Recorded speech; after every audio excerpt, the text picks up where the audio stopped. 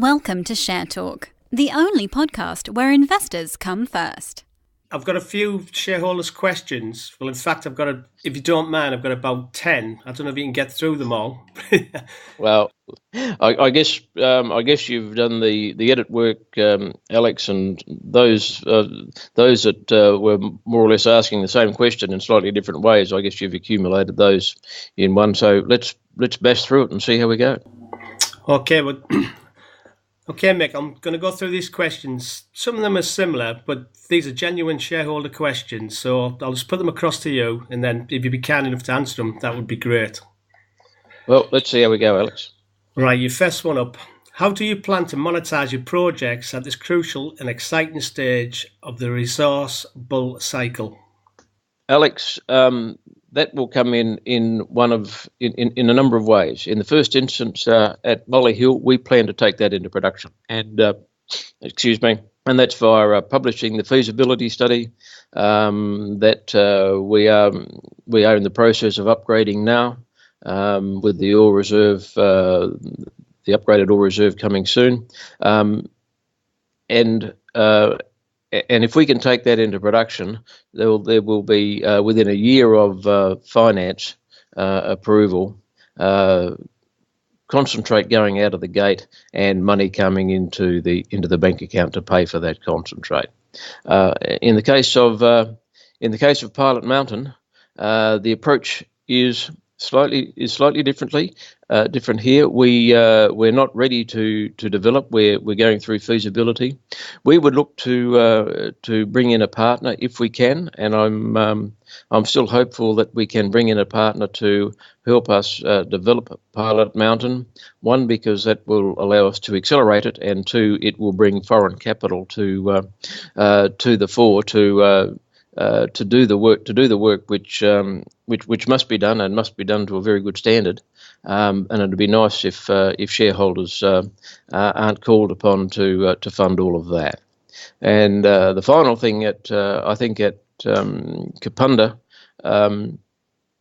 is that, again, we do plan to move this as aggressively as we can through feasibility and into pilot plant work and then development. There are some of the things that will hold us up are more social and environmental than technical, but along the way, with each of these projects, Alex, we are going to be adding considerable value, and a whole bunch of people in the industries that look at these commodities are going to be looking at what we're doing, how we're doing it.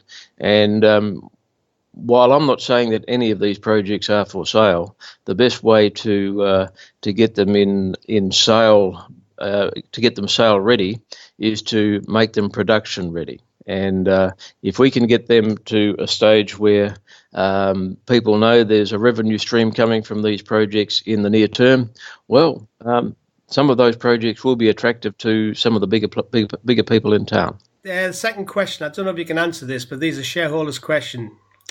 Is the company aware of a large seller suppressing the share price of Thor, or any suggested short selling attacks that is currently undermining any positive or upward movement in the share price? Can you comment?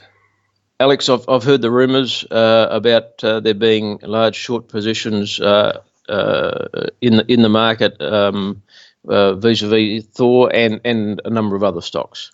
I live and I work in Australia, and the Australian market doesn't have nearly as much potential for this sort of activity to go on. So I have to confess to being a bit of a babe in the woods on these issues. I have heard the rumours. I'm certainly aware that during the course of the year, in the early to and middle parts of the year, when we were putting out good information, there was a shareholder or two that were selling stock as that news was, or just after that news was being released, to take advantage of the spike in volume and a slight pickup in price, and the share price went down again. Now that activity doesn't appear to be happening now. I'm not saying nobody's selling, because people are selling, because without selling there's no buying. But I would hope the worst of that is gone. If there are people in short positions, I'm not sure there's much I can do to control that. Yeah. Obviously, there's a lot of questions came across, and that seems to be one of the topical ones at the moment. Yeah, and I wish I wish I was sophisticated enough to to be able to recognise who is doing it, how much the short positions are. Is it real, or is it or is it something relatively small? I just don't know, Alex. I do. Yeah. I do believe we are still undervalued, and there have been times during the year when I've wondered and talked to my co-directors about the issue, and what do you have to do to get the market to believe what we're doing is worth doing, and because you'd put out a very good announcement of really good results. You get a tiny little spike in the price and a bit of volume, and someone to put a couple of million shares on the market, and take the oxygen out of it. Tremendously frustrating. That doesn't appear to be quite as bad now, but if there are people in short positions, they've not had too many opportunities in the last few weeks to try and cover those positions. And I'm told that one of the standard ways of covering a short is to participate in a discounted placing. Well, there's not going to be any discounted placing for Thor anytime soon. We have enough cash to keep going for right through all of next year to do the work we need onto our projects. So if somebody's relying on a discounted placing, if they are, and I just don't know if that they are, but if they are, well, that's not going to happen. Thank you. Have you got any plans to move to the main market in the UK? That's the next question. Alex, not at this stage. I'm not saying never. We are listed on ASX and on AIM. Every now and again we think about whether we should remain on ASX, but I think right now ASX is in a rare moment where the price is at a premium in Australia to the price in London. In fact, there's an arbitrage opportunity for investors if they were brave enough to try that. But I'm relatively comfortable at this stage on the AIM market in the UK, but it is something that as our projects get closer to position where they are generating cash, we'll keep looking at that. But right now it's not being considered, but that doesn't mean it never will be. All right, thank you. Mick, how do you see the Australian speculative division growth in the next 3 to 6 months? Do these have the potential to be company-defining projects? Alex, we're looking at, and we've told the market, we're looking at a project in the Pilbara. We've got an option agreement over something that looks like it may have some potential there. That there's a taste of gold and there's a taste of lithium and maybe some base metals as well. It's not a huge block, but by Western Australian standards, but it's a block that hasn't had a lot of work other than for iron ore in quite some time. We're going to have a look at that, and we're hopeful that we'll be encouraged to exercise the option and start doing the necessary exploration work on that to turn it from something a might be into a definitely is. There'll be more. There'll be more initiatives of that nature. There's always projects where we're kicking the tires on. Some in Australia, some in other parts of the world. But Australia is our backyard, and we know of some fairly tasty opportunities that we're assessing right now. We don't tell the market that we're assessing them until we're until we've got something that's relatively concrete and a deal to be done. But I hope there will be another deal or two done in the next 6 months. And we're not going for chicken feed here. We're going for things of substance. Otherwise, with the quality of the projects we've got now, why bother? Yeah, because at the moment as well, in the November period with the warrants, you generated quite a lot of cash. We did indeed, Alex, and I'm not sure because I haven't got the numbers right in front of me, but I think somewhere in the area of 1.2, 1.3 million pounds have come in by way of warrant or option exercise. And that's on top of the £500,000 or just over in the capital raise in late October and into November. So that's that's a reflection of the share price improving, the confidence that our investors have in us, and what I'm pleased to be able to say is, well, I won't say none of these investors have sold shares in Thor shares to exercise the warrants. It appears that the vast majority of them haven't. I'm not saying that no one has sold, because of course some will have. Yeah. But a big chunk of those people who have exercised warrants, they haven't sold Thor shares to exercise those warrants. They've kept those shares and they've increased their holdings, and that's a big vote of confidence. And I'm really pleased about that, and very grateful to those investors who've done that. Well, as you know, we've followed this story. We know each other as well. We've met each other, and you have got a lot of sticky shareholders. I've met a few of them at the events we've done. Obviously, you came across to Walsall in the UK and did the show with us lately. Indeed, we've since I guess about April, May last year, we were, for want of a better way of putting it, we were adopted by a small group of people who have been very loyal. They've stuck by us. They've given me some advice from time to time, some of which you are happy to hear, and some of which you don't want to hear right now. But but these guys have stuck with us. They've been loyal. They've added to their holdings. A number of them have participated in damn near every placing we've had in that time.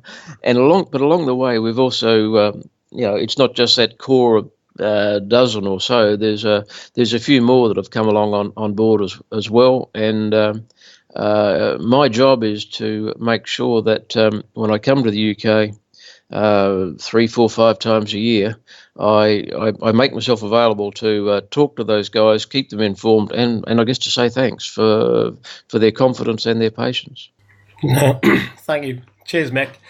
On a scale of 1 to 10, how positive do you feel about the business, and what lessons will you have learned from the last sector bull run implementing accordingly? On a scale of 1 to 10, I'm an optimistic sort of guy, Alex, but I'm also a bit nervous about saying 10, but it's right up there in the 8+ category, and that's as far as I'd like to say. The other question: lessons from previous bull runs. I guess previous bull runs in the past have been followed by bear runs, and those bear runs have been in a couple of instances been quite prolonged, and they've destroyed a number of small cap resources companies, and to be honest, went very close to destroying Thor. We scraped through. So I guess I take more lessons out of the bear runs and the bull runs but I guess our objective during what appears to be a very positive period of market sentiment is to get as much traction as we can with the projects, so that when the next downturn comes, as it inevitably will, we are either in production and generating money, and therefore self-sustaining, or so close to it that it's that you know that it can't be reversed. Now, if a bear run is absolutely brutal and destroys metal prices and markets tremendously, nobody will be immune from it. But we have to, during the bull runs, get ourselves to the stage where the business is either sustainable or so damn close to being sustainable that you that you can cover it. No, that's great. Yeah, I know exactly what you're talking about on the last downturn. Me and we've spoken, met personally about that. Yeah, it was brutal. Yeah. You'll enjoy this next question. This has got to be from a Metal Tiger holder. It says, "Hi Mick, MTR Metal Tiger holding about 10% of Thor stock. We know Tiger's record of helping provide an expertise to other resource stocks," and it says brackets mod a classic example. "Could there potentially be some form of hookup with MTR on any projects in the future with Thor?" My first initial response to that is why not? The second one has to be, unfortunately, there's no current discussions. As the person who put the query up knows, that MTR went over 10%. I think since then they've ducked just under, but they're around 10%. But having triggered the 10% mark, any transaction with MTR now requires an elevated level of disclosure, and probably needs us to bring in a whole bunch of lawyers to sign off on any potential transaction. That doesn't mean you wouldn't do it. It just means you've got to recognise the hurdles and the costs involved. I would have no problems dealing with MTR, but I see what they're doing with MOD in Botswana. I'm personally a shareholder in MOD. I think that is a cracking project, and Metal Tiger have chosen that project in particular very astutely. We don't have any problem dealing with them. They do have someone on our board in Alistair Middleton, and Alistair does add a lot of value. Very pleased to have him there. If an opportunity comes, yes, we're more than happy to have the conversation. No, that's great. Cheers, Mick. Does Thor still have an offtake agreement in place for Molly Hill, and are there any others in the pipeline?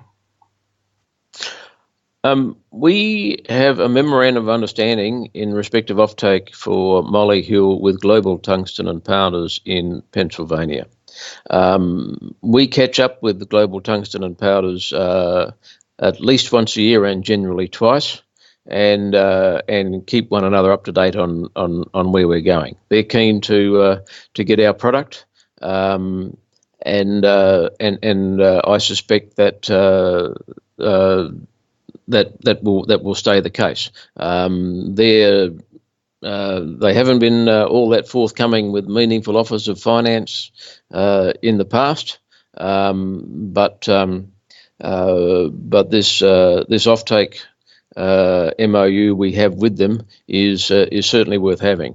Now, on an annual basis, the tungsten industry has they call it their annual general meeting. It's their annual get together.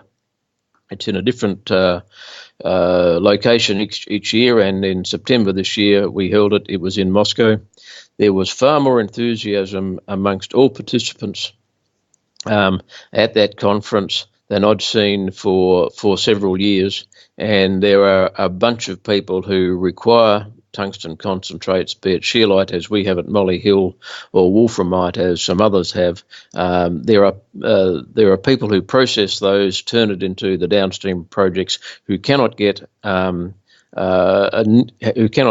as much product as I would like. If Molly Hill was in production, we could sell the concentrate, our concentrates at least twice over right now, and in recognition of that, or as a result of this particular shortage, the tungsten price has gone up quite strongly this year. It's gone up from I guess this time last year was about $195 per metric ton unit, or per 10 kilogram unit. It's now on $300, and that's US dollars. So it's gone up just over 50% in the last 12 months. the market dynamics suggest to me that is as a result of there being a shortage of product in the market to meet demand, so there are others around who do want our concentrate, and we've had a couple of discussions to that end. All right, and you'll probably be glad to hear this is the last question. On your last R&S, you identified the requirement for a full-time mining executive at board level. Can you go into a bit more detail?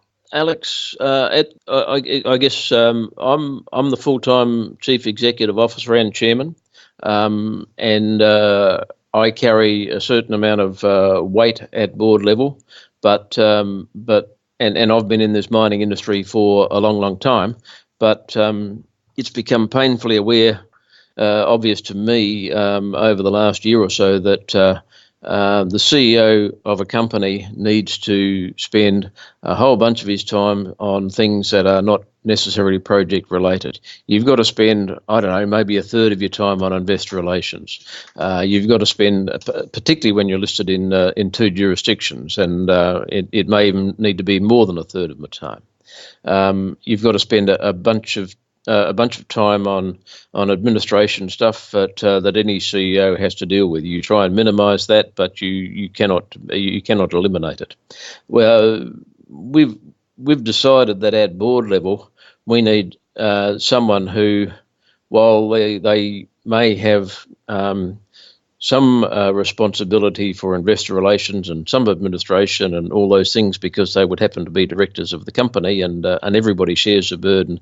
But we need someone whose prime focus is our projects, and that person should be a technical person, a geologist or a mining engineer or a metallurgist or something or a similar discipline, a geoscientist or a mining engineer, and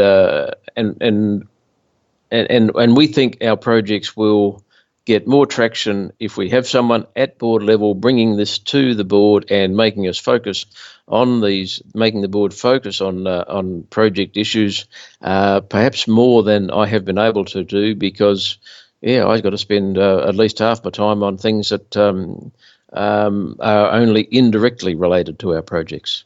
No, I understand. I can imagine the workload, and especially watching Thor Mining over at 2017, the way you've grown, 2018's, it looks like it's going to get more busier for you, to be honest, in my personal opinion.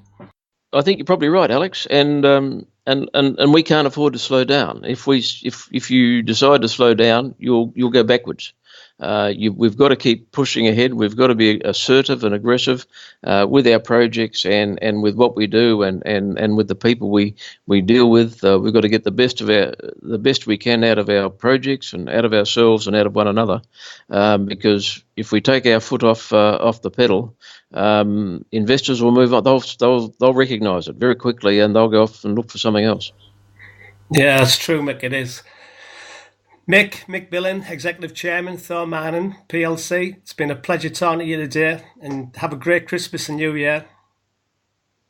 Alex, thank you very much indeed, and you as well. And we look forward to catching up with you quite soon in 2018. Thanks very much. Thank you for listening. Remember to visit our website for more news and other podcasts at www.share-talk.com.